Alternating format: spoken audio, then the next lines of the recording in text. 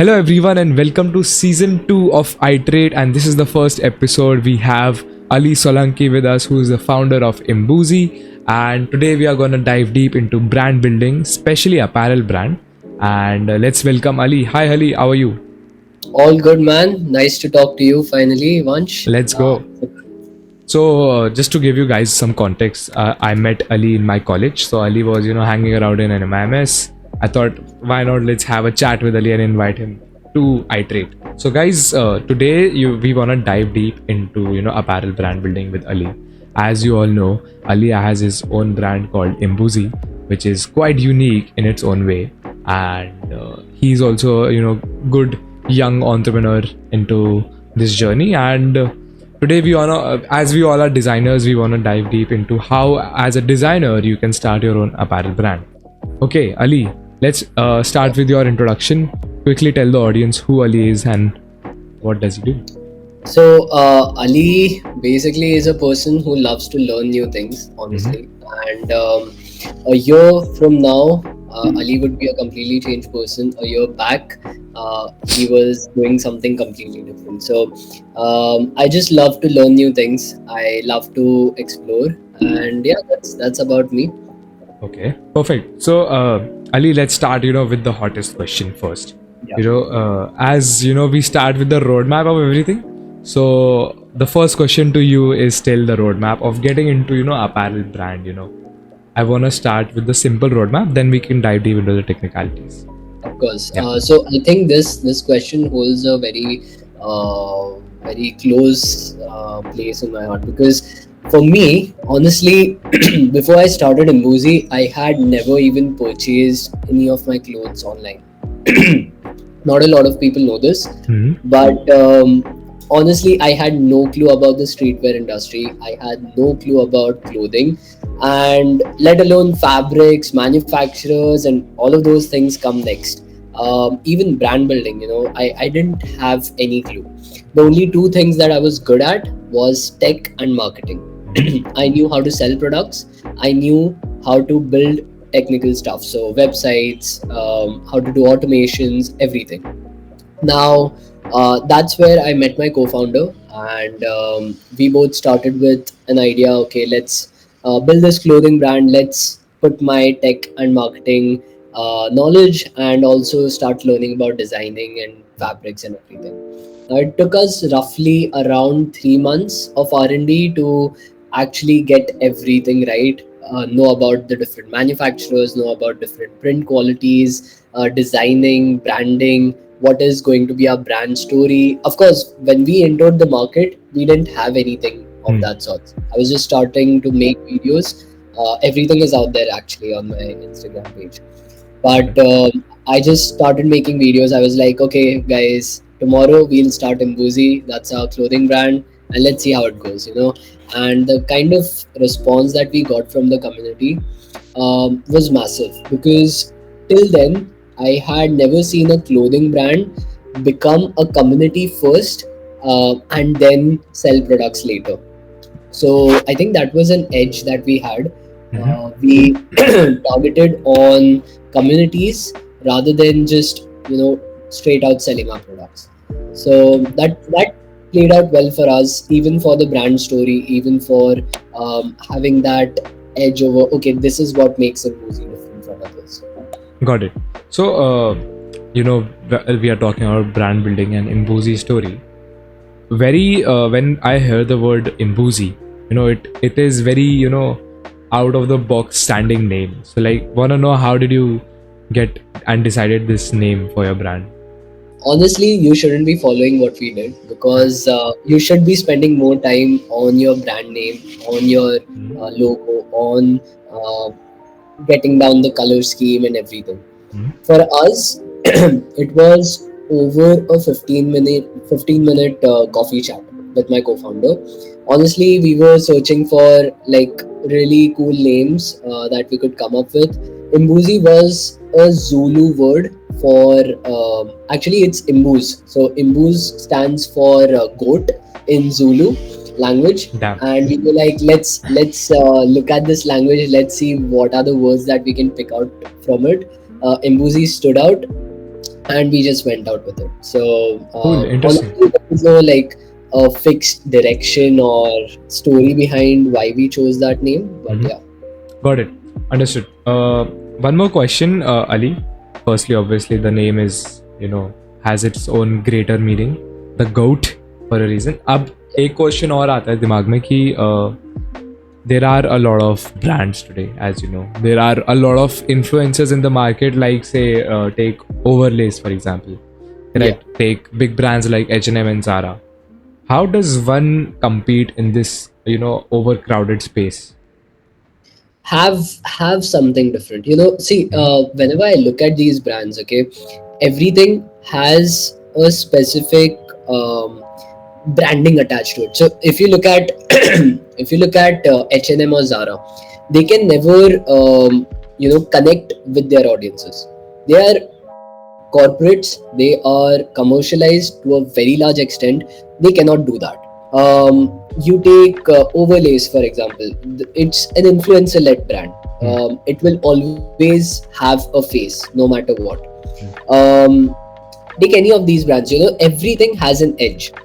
Similarly, when you are starting a new brand, make sure that you have your own edge and something that makes your brand unique. So for us, of course, I'm not a big influencer that I can put my face out there, or I'm not someone whom people would even relate to, because I was not in the streetwear community at all. So what is it that would make me different?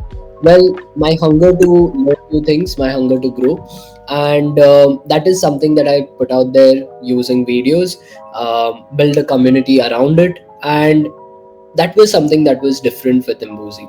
So of course, whenever you are building a brand, have an edge, and then start attracting people who are interested in that particular story.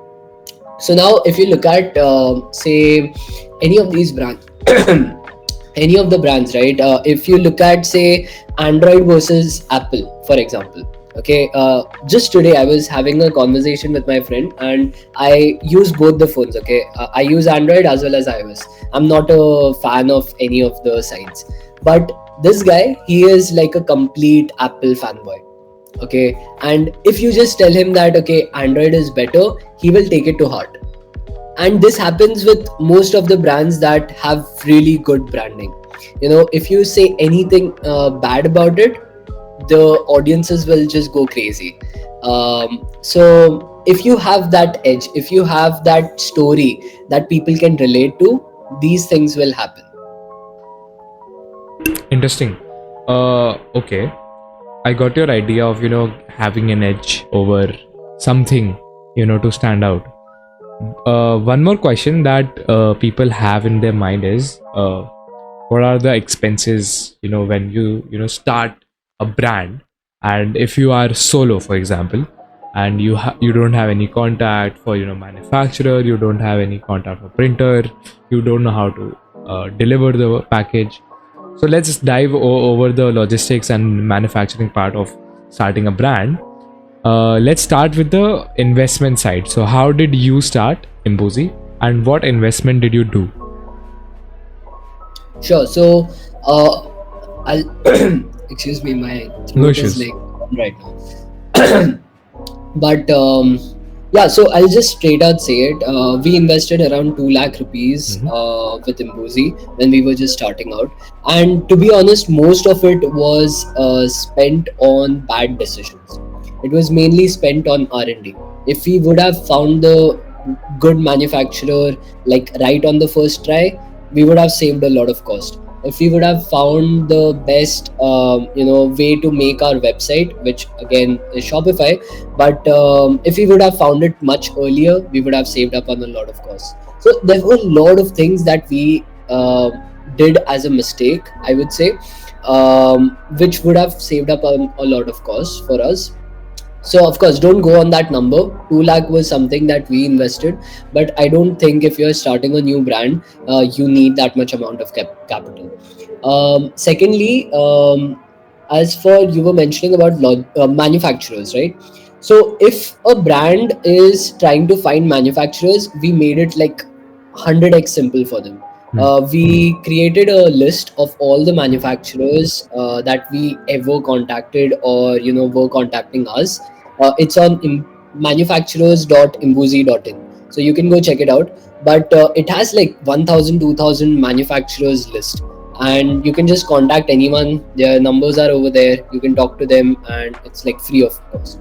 So I mean, it's much simpler now, because each and everything that I faced as a problem has been documented, and when I solved it for the community. I wanted to say that, okay, if a guy like me is going to start a clothing brand, they should face no problems whatsoever. So yeah, that was the case even with Shopify, right? So mainly people face issues with creating their own Shopify website. Yeah. How do you create a Shopify website if you don't have technical knowledge? Well, I created a theme for them. Basically, Imbuzi's theme, I gave it out, outsourced, open sourced it, and anyone can use it now. So there's like a lot of layers to it, but basically, if you go on my profile, I have simplified each and everything. Website, okay, done. Go over here, take the Shopify theme. Manufacturer, go over here, contact any manufacturer you want. So everything is now pretty much well laid for you. Now you don't need to spend a lot of money. Okay, interesting. So yeah, I was also getting my hands dirty with Shopify and everything, and experimenting. How does this actually work? Because all of these tools have made starting a brand easier, but it's just that in India a lot of people don't know about it. So I think you are trying to build a sort of community page and trying to push knowledge out there, and that's the whole idea of Designare. So basically what we do is we are a support network for designers, and we outsource information that a lot of people don't know. So one more question that comes into mind is, as I asked you about competition, correct? So what do you think as a founder, where do you place imbuzi as of right now in the market, and what are your future plans with imbuzi? Place imbuzi in the market as in? Like for example, you have a space, correct, in the whole area of brands out there, apparel brands. There are millions of brands out there. Imbuzi has their own name in it. Now how do you plan to expand it, and what are your game plans for the future? With imbuzi, actually the thing is, I'm not so much keen on expansion. Okay. The main reason for it is because if I expand it, it will lose its meaning. The reason we started imbuzi was not to make a ton of money through it. It was just with one sole reason, that we will keep on continuing this brand, and we will teach new people, and it'll be like an exclusive community. Everyone, anyone who has bought imbuzi, they've either personally contacted me, or I know them, or they've contacted my co-founder, he knows them. So it's like a very close-knit community. I don't want that, that commercialization to come into imbuzi as of yet. Maybe in the future we might think about it, but as of now, the plans with imbuzi is just to make sure that we create dope designs, we learn from our mistakes, and we keep on pushing more and more content out there for people to learn. Got it, understood. But what one more question that I asked you, how are you planning your future with it? Do you really, as you said, you don't want to create whole commercial things for it, but somewhere or the other, the brand will automatically keep on growing and expanding as more content you put out there. Then how do you iterate over it, and how do you manage stuff that? So basically, if you look at it, it's not necessary to increase the quantity if your brand's name is spreading really fast. A lot of brands make this mistake, that they start increasing their supply as the demand increases. We don't wish to do that. So we will keep our supply limited. We will keep our stocks limited. That will always be the theory. Even if the demand increases, even if the hype increases, the supply, the amount of quantity that we are producing will always remain the same. So that is our plan. It's not to expand like, okay, in India we have 10-20 cities, let's expand in all of them, let's create a store in each one of them. No, it's not like that. For us, it's like this is a baby, this is like a long term vision for me. And I don't want to commercialize it at all. And any which ways, imbuzi organically, right now we are not even running any ads. So we are not running Facebook, Instagram ads. We're not running Google ads. Usually, if you look at many of the brands, take any of the top streetwear brands, each one of them is running because they are running their ads. They are heavily dependent on ads. For us, marketing budget is like zero. Like there's no marketing budget. I put out a video. We put out some drops on our stories or Instagram posts, and people just buy it. Because it's such a close knit community. Apart from that, manufacturing costs, right? So even for manufacturing costs, our manufacturing cost is also very less. So for us, the burn rate, or usually what you say, like if you're creating a brand, you need to spend some amount of money every single month in order to sustain it. For us, it's very low. So imbuzi will keep on sustaining, that's for sure.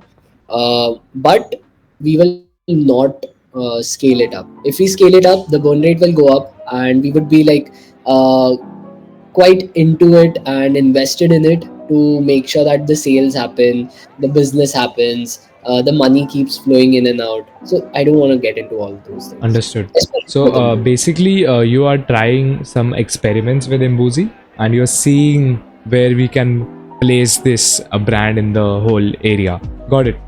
One more question. As you mentioned at the start, you have invested 2 lakhs. So when did you invest it? What was the time when you invested? And कितना time हो गया imbuzi को, and how much have you recovered from it? So I think we started imbuzi on August 20th, if I'm not missing out the date. Okay. So August of last year. Mhm. So today is, I think, March 2024, right? So yeah, it has been a crazy ride since then. In the start, we spent a lot on even the launch party. We had a crazy launch party in South Okay. Bombay somewhere. Invited some of the biggest players over here, and it was a crazy launch. We did our first drop. It got sold out immediately. Our Lion t-shirt was like the fastest selling t-shirt over there. Mhm. And we got a lot of confidence, right? We were like, okay, this is unstoppable. Let's go all in on this. And then the second drop that we did took us almost 2 months to manufacture. So this was all basically due to not enough R&D, not having a good manufacturer backing us up. There were a lot of problems, logistic problems and all of those things as well. So it took us close to 2 months for our second drop, which is like, you shouldn't be doing that. If you're doing drops, make sure you're make sure you're delivering at least once a month, which is like the bare minimum. Mhm. So because of the delays, people were like, where is imbuzi? And we still kept on that hype. We were like, okay, we were mysterious, we were trying to delay the drop as much as possible. Then with the second drop, we saw a good amount of newcomers coming in, and then we had the third drop, fourth drop, and now it's just going very smoothly. So again, back to the question, how much did we recover from the 2 lakhs? Everything has been recovered. We are now reinvesting back into the business. Mhm. So I'm not taking any money out. It's going on as it is. It's a cycle. Yeah, it's a cycle. And and to be really honest, if you're running a clothing brand, don't expect to take out money like in 3 years also. Like your money will be stuck for 3 years. So just be patient with it. With us, because we don't even have burn, we don't have a burn rate at all. So because of that, I don't even have to invest more money in it. It's like the 2 lakhs made us profits. Those profits are enough to sustain the business as well as keep growing it, and then we keep on repeating that cycle again and again. So it's a no investment business for us. But if you're running a clothing brand, most likely you're going to spend on marketing. You're going to spend on the tech part. You're going to spend on the tech part. So these costs will be monthly costs, and this will, make you invest every month. So that is something that we're glad that it hasn't happened with imbuzi. And yeah. Interesting. So I got your whole idea with imbuzi and everything, but I forgot to ask this one question. Why did you start imbuzi?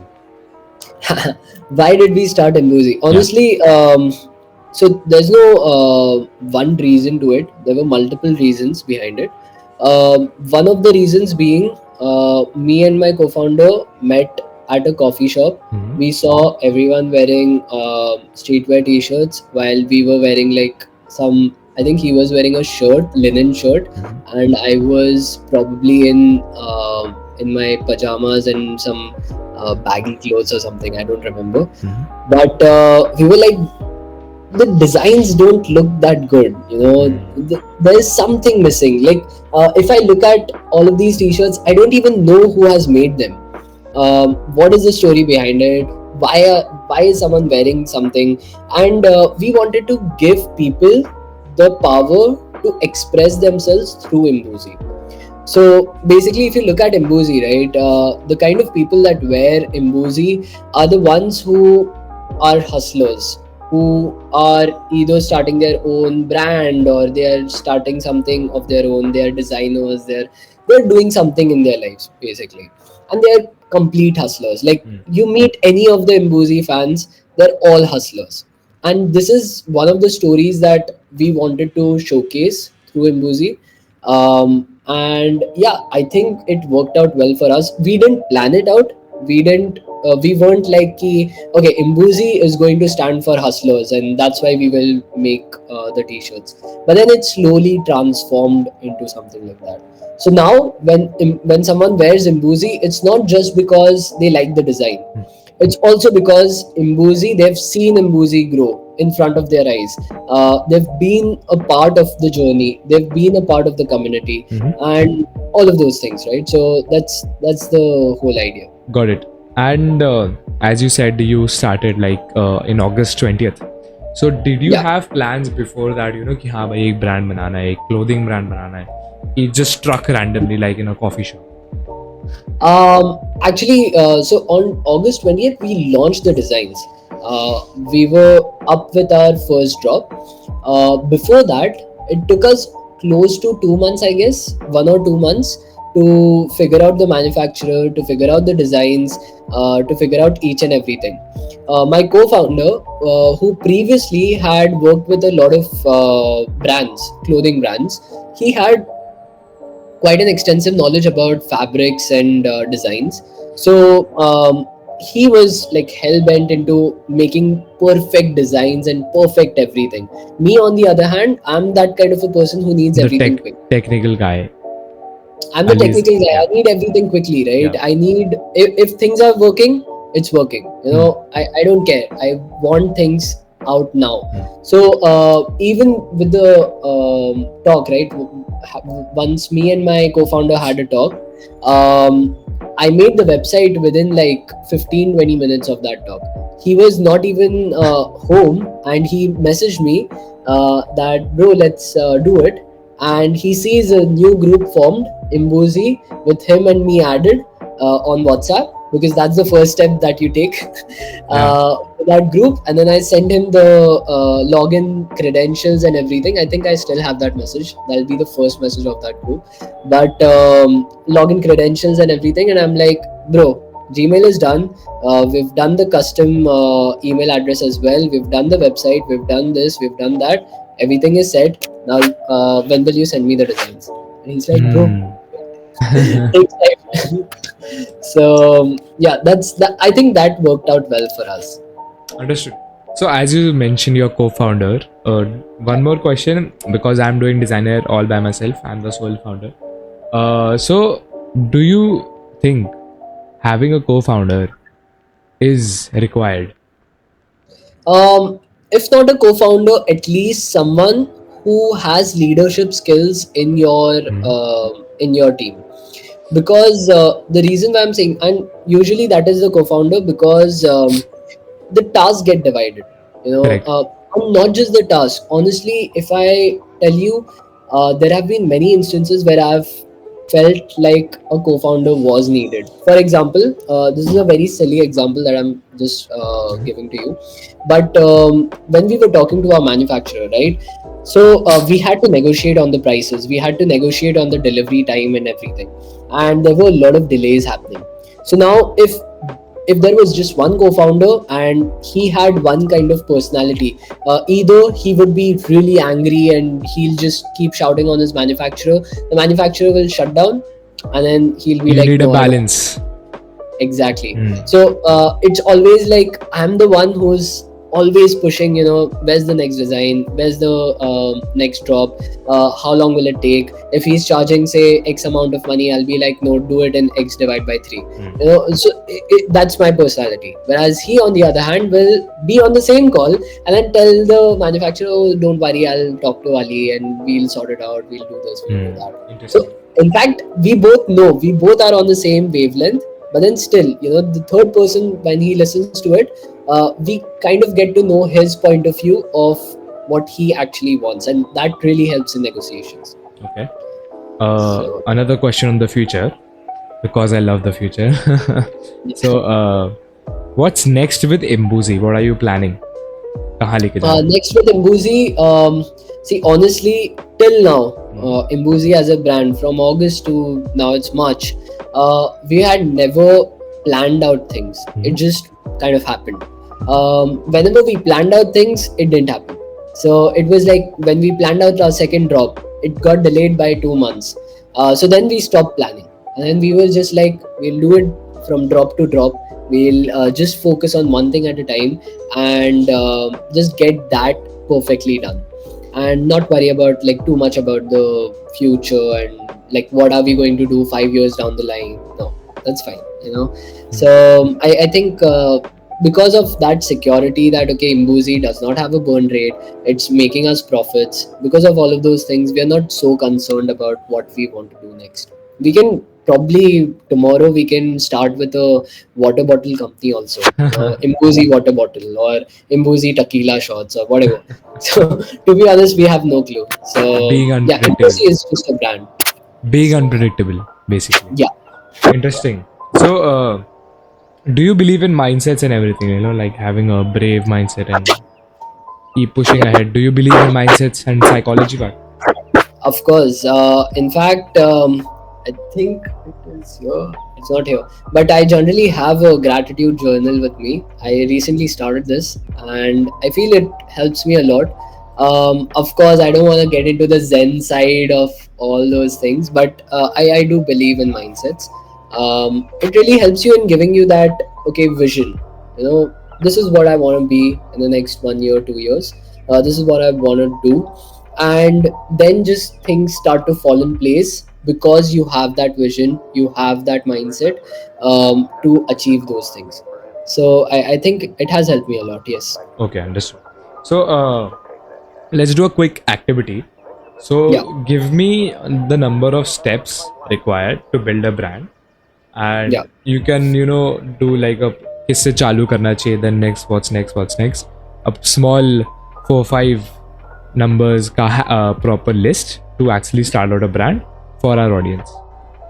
Done.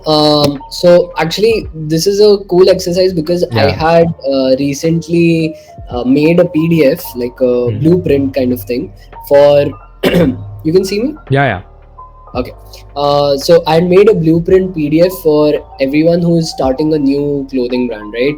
And over there, I had listed on all of these steps. So I remember it clearly. So I'll tell you, right? The first step that we did was, of course, with the branding. Get your branding right. Get your logos right. All of those things. Everything included in branding. That's the first step. Second step is get your tech shit right. Okay.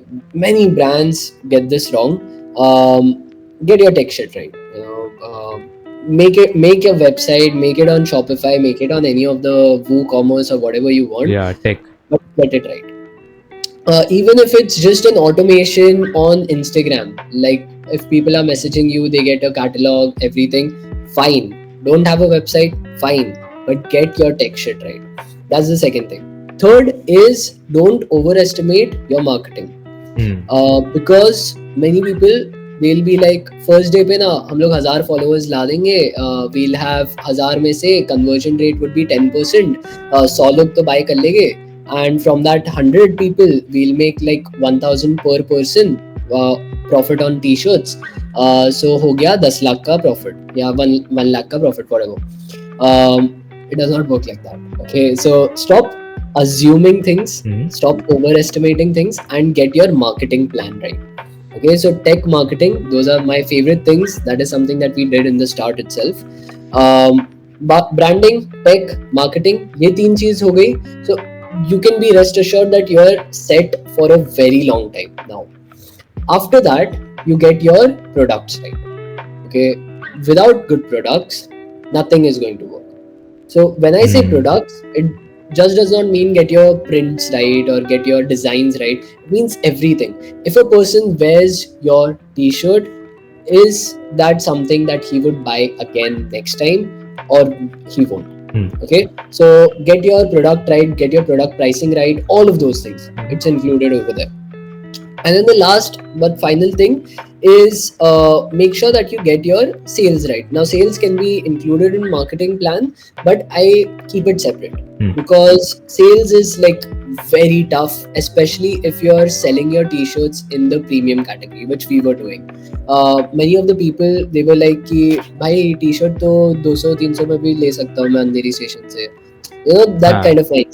So get your sales right, know who is your target audience and only target them.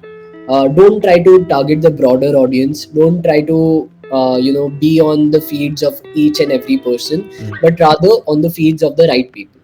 So ये कुछ 5 चीजें हैं. If you get all of these things right, you're set for a lifetime. And of course, the best thing would be for each of these things, get one person separately. Some leadership quality person who has those leadership qualities, can handle a team under him. Best thing. Interesting. So I think the 5 things that you have mentioned are the key, pillars of building any brand, either be it clothing, either be it anything out there. So, just summing it all up today with some tips from Ali to the audience. It can be any tip. It can be life tips. It can be whatever you have for the people. So tips, I would say, do it by yourself and then give me those tips. You have my Instagram, send me those tips. Because everyone's journey is different. I'll give some tips which might prove wrong for them. So I'd rather say just do it by yourself. Yeah, one tip I would give, which is execute.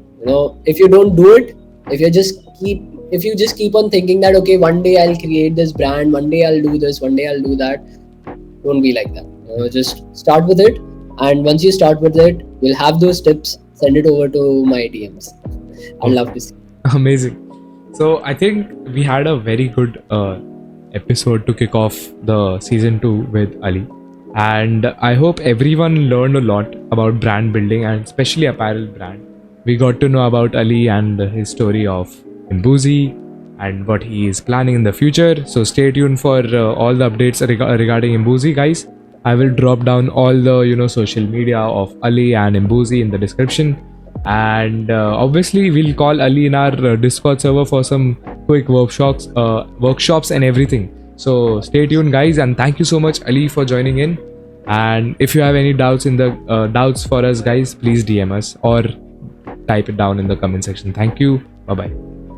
Thank you. Bye bye. Thank you.